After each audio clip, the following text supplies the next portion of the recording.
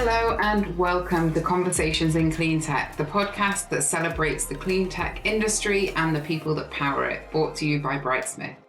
I'm your host, Jenny Gladman, and in this sixth season, we delve deeper into the world of clean tech startups and their founders, from inspiring stories and words of wisdom to the toughest challenges. You can expect to learn about how these pioneering startups and the founders at their helm are propelling us towards a cleaner, greener tomorrow. In addition, they'll be offering you timeless teachings to enlighten, engage, and inspire everyone, everywhere to live their purpose.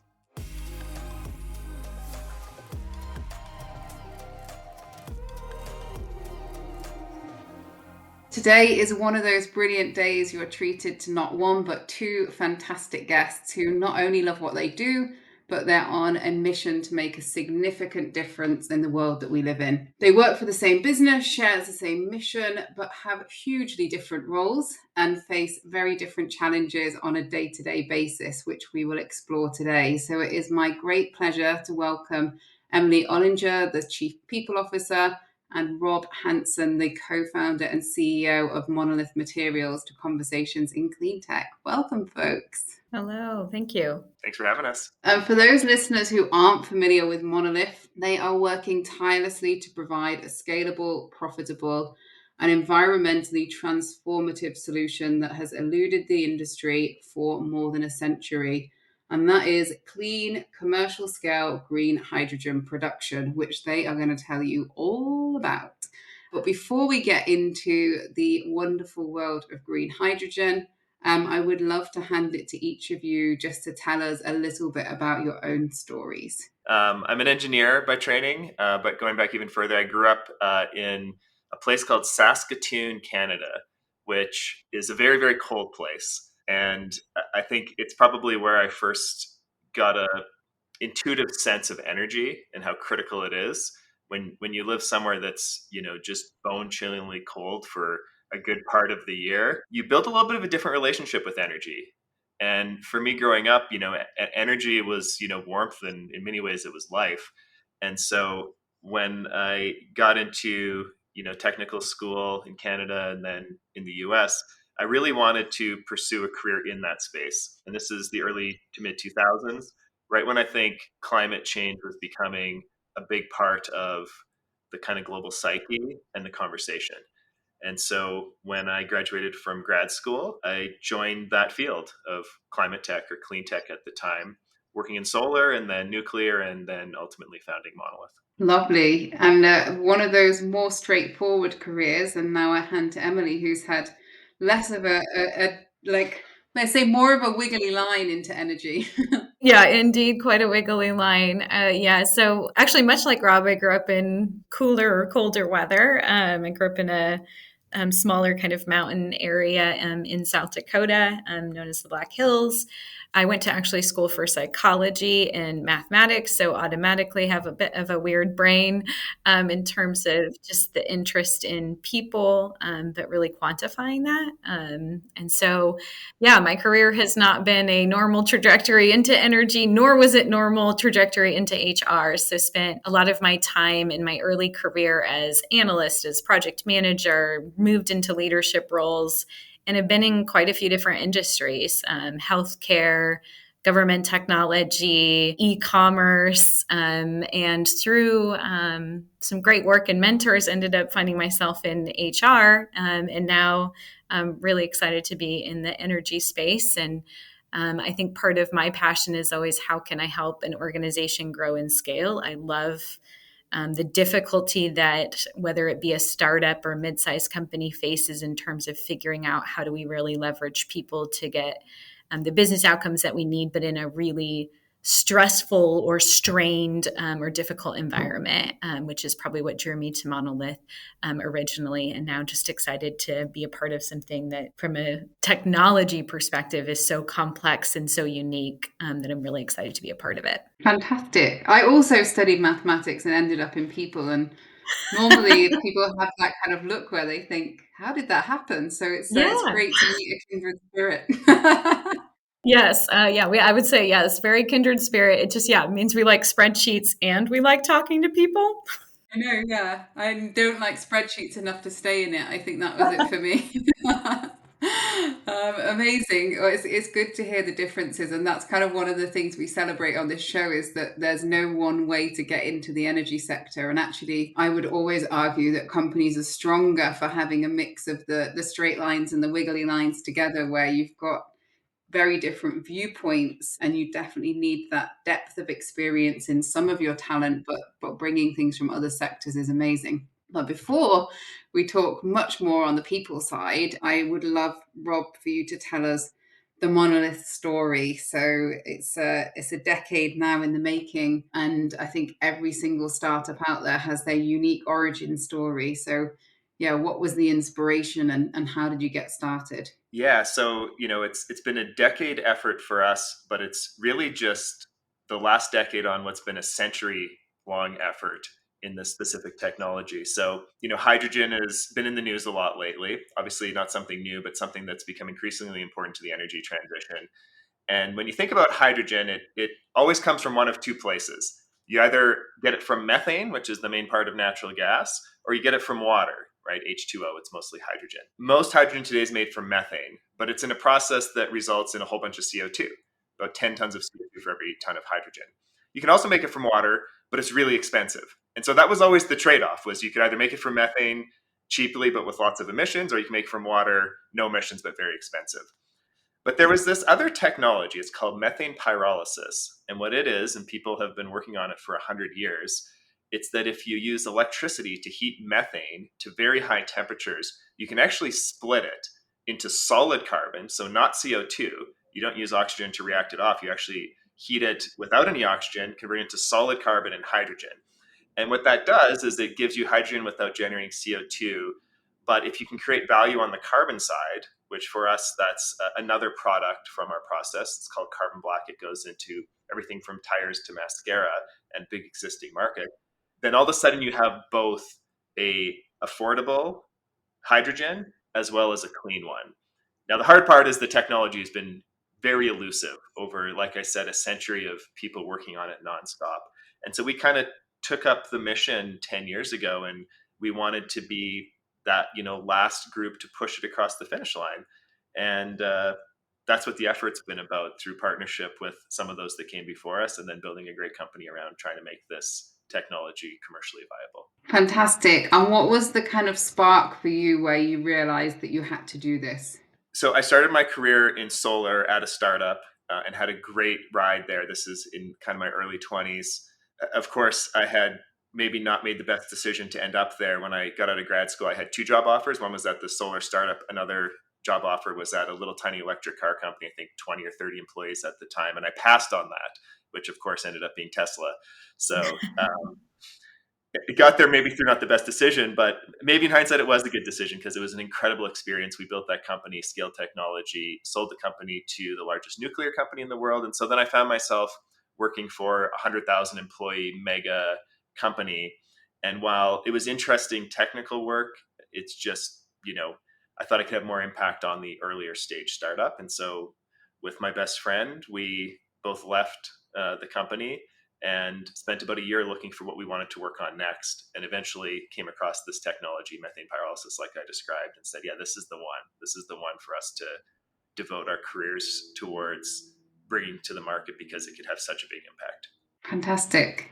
Yeah, it's always interesting to know that early story. And as much as I'm sure there was a moment in time when you kicked yourself that you didn't join Tesla, had you have joined Tesla, we probably wouldn't be sat here having this conversation and you wouldn't have your own business. So It's true. yeah, every cloud. Now, Emily, just getting back to what we were talking about joining the sector, I'm sure it has been a baptism of fire. It's quite different to some of those sectors that you mentioned, but also just an incredible opportunity to come in and scale a company so significantly, and also to have a global impact through what the company's doing, but driving that from a kind of people and culture perspective. So how has it been so far? And I know Rob's here, but you have to be honest.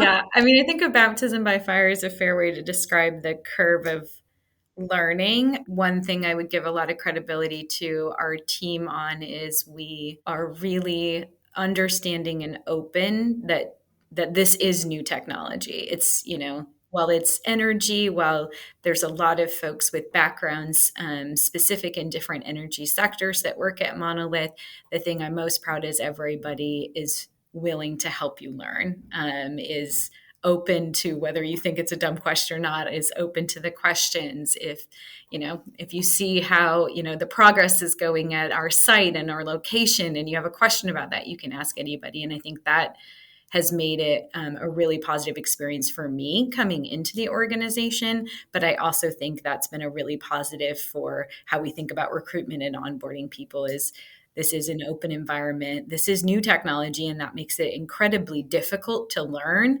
But our company does embrace that aspect of, you can ask any question, you can learn about this technology. It doesn't matter that I'm not an engineer, but our engineers will sit with me and explain different components of the plant or how the process works, and are completely comfortable, leaning into that with, again, I'm an HR person, but completely comfortable leaning in on that. So definitely been a huge learning curve. I think one of the things I'm most excited by and maybe even surprised by within the clean tech space is that most people in this energy space, and in the clean tech environment, are very purpose driven.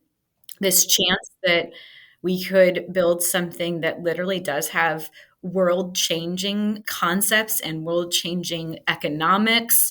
It's really cool to just be a part of a team that is so grounded in the potential and the purpose of what we are doing. And it comes out, from an operator who formerly worked at, an electric company, to an engineer that might have been at NASA. Like, it comes out in just so many different shapes of our company, and it's really impressive how purpose-driven we are. And I actually had this question for later about being kind of purpose and mission-driven, but given you're talking about it now, I'm going to explore one step further of, from a challenge perspective of finding the right people. How do you go about finding those mission-driven, purpose-driven individuals? Because this is not a regular 9-to-5 job for most of your team. So they need to be driven by something deeper than the wage at the end of the week, which granted is important, but it has to be more than that. How do you find those people? Yeah, I think we look through them from a few different venues, because I don't think it's just simply that, they have this purpose to be a part of a clean tech and changing the environmental story, right? There is definitely a part of our team that came here for that purpose, but there's also a part of our team that came here for the chance to solve problems that nobody else is solving. There are people that are at Monolith because they're solving problems that were already solved at their previous company, and they get a chance to write what that story is here. So they get a much more hands-on part of defining and building this company. And I think a lot of people that come to Monolith are really excited by that. How we recruit for that honestly comes down to how we represent our brand and how our leaders share that through interviews and through kind of the question and answer process in the selection. We really do look for people that have, faced some difficult challenges, have had, to put some grit and tenacity behind their work, that don't see work as just a 9-to-5. Of course, we want to provide the right work-life balance and all those things that are important, but many people that, are successful here and strive to be here want the challenge, want the idea that I'm going to build something that's really hard, and I'm going to put in the mental and probably physical energy it takes to do that. And they're excited by those opportunities, and we vet that out through the selection process, I think, oftentimes. Amazing. And I'm going to cast that up one level to Rob in terms of how he's built such a great, diverse executive team, which, Emily, you're one of those people. So pass that to him of what's that been like, and how important has it been to find people who have had different journeys and different experiences? Yeah, I think the diversity of thought, diversity of experience has really been critical, especially as we start to scale. Early on, when it was really just doing one thing well, less important. Now, as we have to do the technology, the commercial, the project development, the regulatory capture well, it takes a more diverse team. And then the second one is talent. And probably nothing is more important than just pure talent, competency. I mean, finding really interesting backgrounds like Emily's, where psychology plus math That's a powerful combination when you're trying to scale a company rapidly, multiple locations, with a highly technical organization that's going to demand that technical rigor in the decision making about how we hire and promote and build groups out. I've just been shocked at, like, especially over the past few years as we've started to mature as a company, the level of talent that we've been able to attract. And I think it speaks to the space more so than necessarily, me or the company. But, like, people really want to get into this. And it's different than 15, 20 years ago when I started my career. I think people see that this is like one of the grand challenges of our time. And I actually think in most cases it makes more sense for people to join an existing startup than try and start one themselves, just because it is such a long journey in this space. And so I've been just so, like, it's amazed me at the level of talent. And we hired a couple of executive roles over the last 12 months, and just like the pool of talent, right? The saying is you always want to hire people that are better than you at least one thing that matters.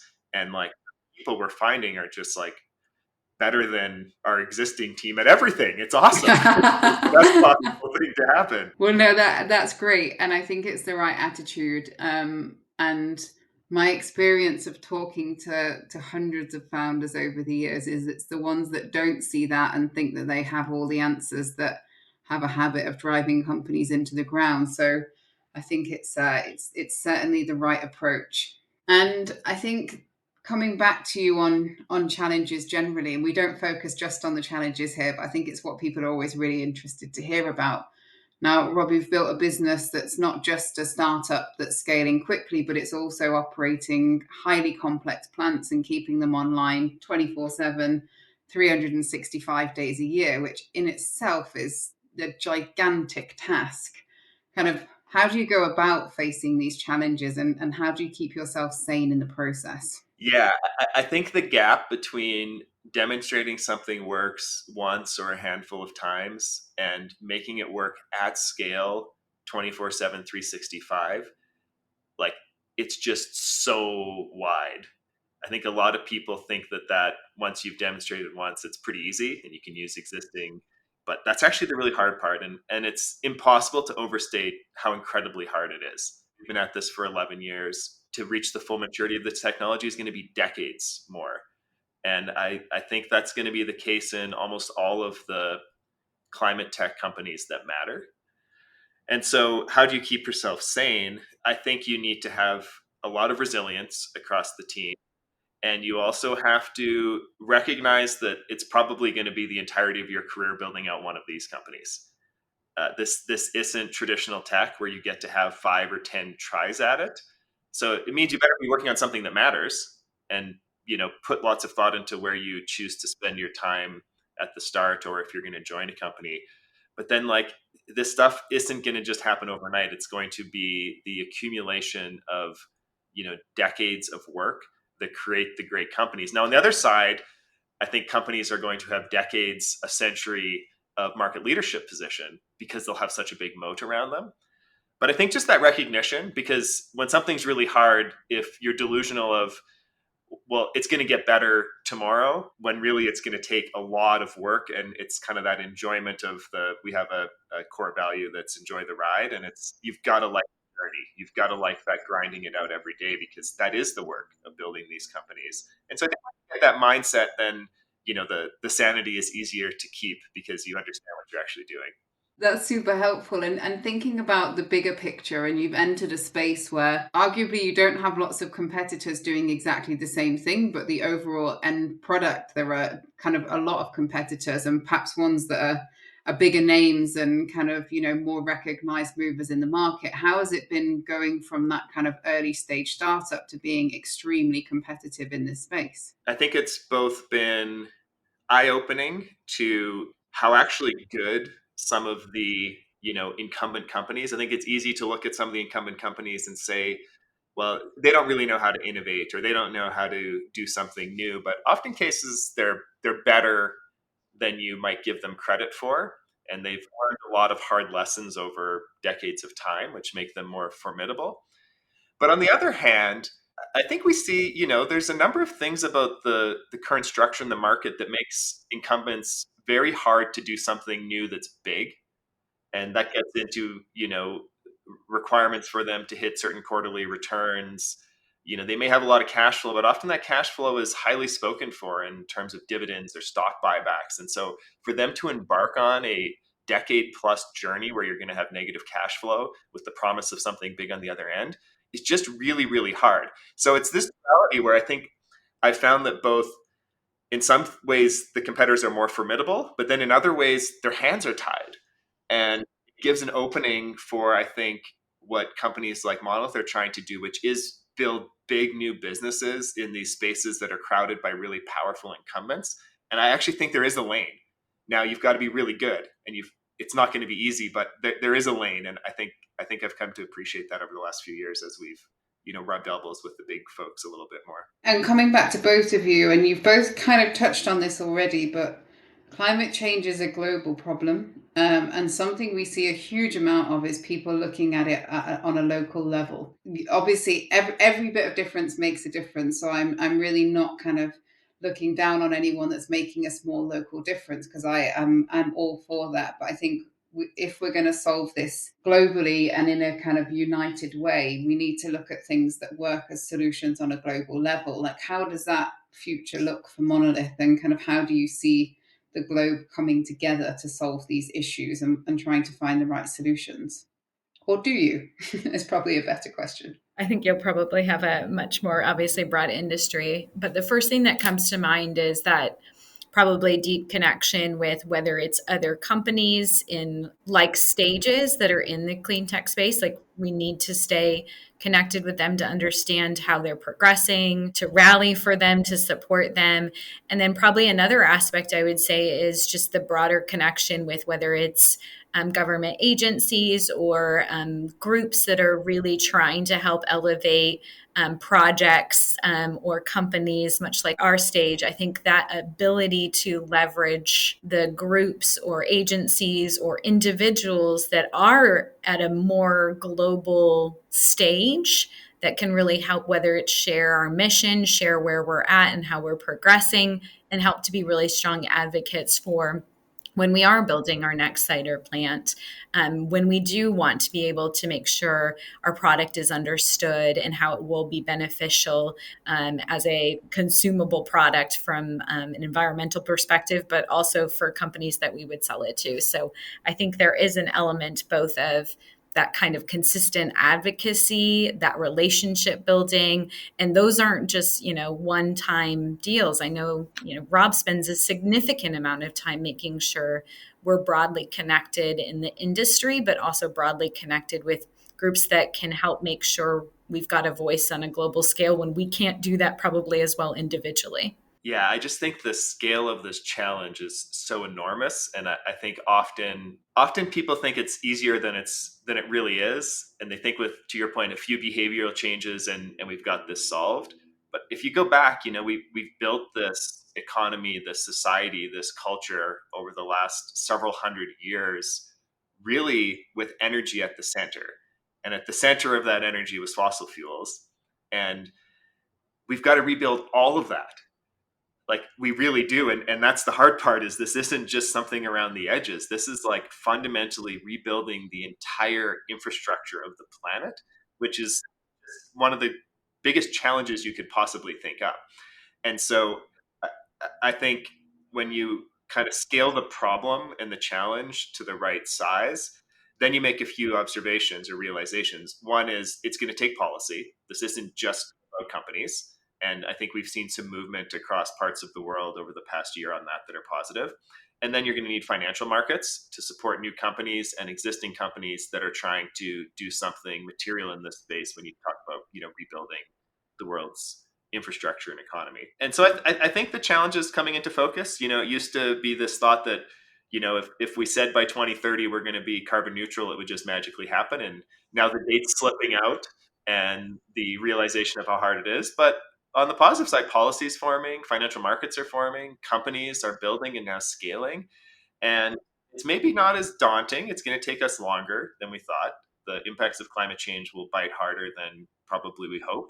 But I think you can see some light at the end of the tunnel of what it looks like to, build companies and policy and financial markets that could help rebuild our global infrastructure to a low carbon one. And both very, very valid points. And I think there are huge challenges facing the sector, but you touched on a number of the solutions there. And I think it just takes for a gigantic push by a huge number of people in the right direction. And we are starting to see those changes, and in some countries much faster than others. But it would be nice to see all aspects of that happening across the globe. And I think we're still a significant way away, but fingers crossed over the next kind of 5 years, we're going to see a big step change. Yeah, and just I'd add one thing. What's really cool is seeing people like Emily who aren't in this space now, taking their career in this direction, and it's going to take that, right? It's going to take, I don't know, 3 to 5% of global GDP applied over a century, and that means 3 to 5% of people, of executives, of engineers, of psychologists, of everything, devoting their entire career to this space if we want to make it through to the other side. And so Emily's an example of that. We have quite a few at the company. It's an exciting movement, different than the first go around of kind of clean tech in the early 2000s. Yeah, and actually that's one of the things that makes my job so interesting, is the ability to bring those kind of unique, talented individuals from other sectors into this space. And don't get me wrong, we still enjoy placing people who already work within it, but there's something kind of special when you bring someone from a position where they may have enjoyed it, but perhaps not had that sense of kind of greater purpose into the sector, and something just ignites from within them. And I would gamble that, Emily, your career will remain in this sector from now on, kind of watching your passion. I hope so. Yeah, no, I really do believe that. I think it's the enormity of like how important and yet how big the opportunity is that you just, you don't have really in many other industries. And the newness of it just creates, I don't know, so much innovation and energy that it's hard not, once you get, I guess, the bug, it's hard not to be really invested in this industry. Now, it seems from what you're both saying and conversations I've had with you before, one of the real strengths of Monolith is not just the talent that you've hired, but the culture you've created, because you can hire the best people in the world, but if they're in the wrong culture, they won't actually work together and kind of strive for the same thing. Lots of sort of earlier stage startups are not in the fortunate position of having an Emily, which I think it takes you to get to a certain level before you can kind of even contemplate a chief people officer. For those companies a bit earlier in their journey who don't have somebody in that role, is there any kind of hot tips you've got for them on how to have that kind of, or how to build that culture that suits what you're trying to achieve? Yes, absolutely. I think one of the, at least a couple of tidbits, because this isn't my first startup or maturing organization I've been a part of. And obviously culture is often a big part of that, and getting it right, when you're a couple hundred people is a lot easier than when you're a few thousand people. I think part of what gets misrepresented in what culture is it's not about snacks and lunches and ping pong tables that we often saw in the early 2000s is what culture meant. It's about workplace, it's about behaviors, it's about relationships, and what matters. And I think every company respectfully should be different in that sense. What matters at Monolith is this idea of we're building technology that's new, and that means intellect matters. It means we're bringing all these different backgrounds and experiences and life situations that are helping to kind of round out and make us a better organization, whether it's through our innovation or what we have to build. And so those are just core parts of what we think about in our culture is different and unique. And I think every company has that chance, and that can come from a CEO, that can come from a group of leaders, or it could come from an entire company to say, these are really the things that matter to us, the behaviors, the actions, the way we feel that are really unique for us and that we're going to hold near and dear. Now they'll evolve, right? Over time, you have that chance to see how they mature or change, but you keep the essence of them. So as we think about, this idea that whether it's our grit or tenacity or our need for innovation is this huge part of kind of our culture and what we stand for. That's going to shift and evolve as we expand, as we grow, as we have different locations and offices, but it still will remain a critical part of how we think about hiring, how we think about onboarding people, how we look at who's developing into leaders and their readiness. Those will become just critical parts of how we scale the organization, but how we do it will come in behaviors, actions, recognition against those actions. Great advice for people, because I think it's one of those functions that people are desperate to have early on, but it's such a huge investment, and it's very, very hard to steer away from those kind of core technical positions when you're starting out that type of business. Rob, coming back to you and kind of thinking ahead. Now, I never like to put a time frame on this question because there was days gone by when you'd ask people what the next decade looks like, but I think it's a kind of an impossible question. But what does the kind of short to medium term future for Monolith look like, and how do you see it needing to adapt to kind of industry changes and demands? Yeah, so I think if I go to the macro side of it, I think there's two things. One, I think that kind of climate tech as a solution to climate change is real. I think the world's not going to move away from that. And so I think we're going to see continued support financially, regulatory wise for, the types of companies we're building. On the other hand, the market is going to be much tougher, right? We've just come off decades of, incredibly low interest rates, and that's changed. And so I think you're seeing some headwinds for emergent industries like this that are going to persist. And I think there's going to be a lot of pain in the market. I think there's going to be a lot of the companies that don't find a real competitive advantage and don't find that right kind of product market fit, customers, unit economics, path to scalability. They're not going to make it. And that's different than 5 years ago. 5 years ago, anyone that had an idea in climate tech was getting funded and then getting through Series B, et cetera. Those days are over. And so for Monolith, what that means is, I think we've been fortunate that, we are a maturing company, and, we're post revenue now, and we're starting to scale and move towards profitability, but we've got to be a survivor. And so the mindset changes a little bit from just 100% growth towards yes, growth, but also entrenchment, making sure that we're going to be one of those few that actually makes it through this cohort to the other side. And the other side's super exciting. I mean, we saw that with Tesla, right? If you actually get to the other side and you have the big competitive advantage and you're ahead technologically, you can command a lot of kind of market share in these high growth emerging markets. So that's what our next years look like. I think it's going to be more of a fight. And I think there's going to be a lot more casualties in this space, but that doesn't mean that everyone's going to be a casualty. And just because we're going to see some headline failures that are, big craters from a destruction of capital and value, that doesn't mean the whole space needs to go down. And I don't think it will. I think there's going to be winners as well. And our job is to make sure that we position ourselves on that winner side of it by actually building a great business.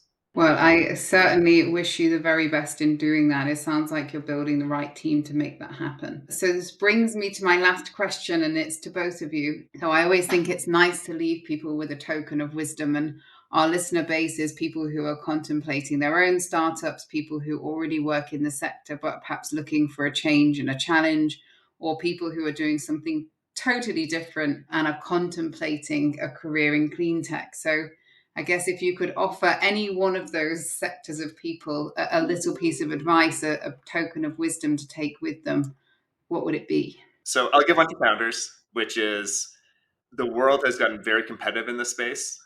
And so you need to find a business, and if you're founding one, that has a big competitive advantage, not a small one, a big one, because there's going to be a lot of competition. And I think in most cases, that's going to be solving a hard technical problem. And we have a quote at Monolith that is just easier than impossible. And so that would be my advice: is you're going to spend a good chunk of your career, if not all of it, on this company. Make sure that if you get through it, it's going to matter at the end. And that usually means solving something super hard. Yeah, I have maybe two. One, I think hiring whether it's at early stages or even frankly where we are, a couple of 100 people to 200 to 300 people, hiring thoughtfully is really critical, especially in early stage, right? Those are often employees you will have for a long time, hopefully, and you need them for a long time. So just being really thoughtful about who you bring in early into the organization. And it directly connects to my second.